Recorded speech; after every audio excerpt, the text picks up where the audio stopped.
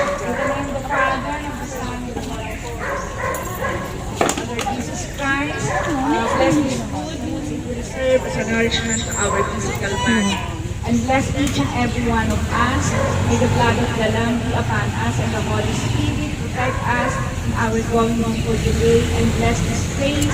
Make it a holy ground for physical exercise for all of us. We thank you and glorify you for today, O Lord. We thank you for those who have birthdays today. Bless them more, and bless the food that prepared, and bless the hands of prepared. In Jesus' mighty name, amen. Amen. Kaya nangangawit na. Natapos, isa pa. Hello, ang mga gagandang mga lola. Ganda. Ay, discarding lola. Thank you, sis. Malapit na siya mag-birthday. Happy birthday. Happy birthday. Discarding lola. Thank you. Mga lola ba yan? Ako, lola na yan. Parang nag-makeup pa eh. Nening lola. Apat na yung aking mga apo. Apat.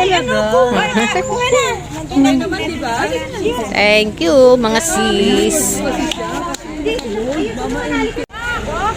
December 12 po ang Salvadores. Christmas party. Ano po, gusto po ba ninyong mag-raffle tayo o may exchange gift? Sino po? Gusto po ba ninyo may exchange gift? Exchange gift. Doon tayo mag-celebrate kina Ate Boots, kina Kuya Adi. So, kung may gusto po na exchange gift, i-ano na lang natin sa group chat natin kung magkano ang worth. Sa December 12 po yun. Oh, sige. Tapos, pansit ka muna. Pansit. Morning.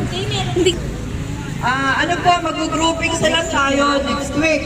Opo, para bilang na natin at alam na ninyo kung sino ang mga ka-group. Ilan taong ka na, mami? 6'4". Oh, talaga? Oh, hindi halata oh. Ang galing pang kumimbot nito. Lumalaban pa ng mga contest. 64 Oh, tingnan mo. on Tuesday. Ayun. Kasi ano natin yung dela ko. Ay, sige po. Ala, dalawa na, pag meron ka nahawakan, dalawa na yung tuturuan mo. Nagtuturo din pala si mami. Nagtuturo din pala siya. Nagtuturo ka din? Talaga?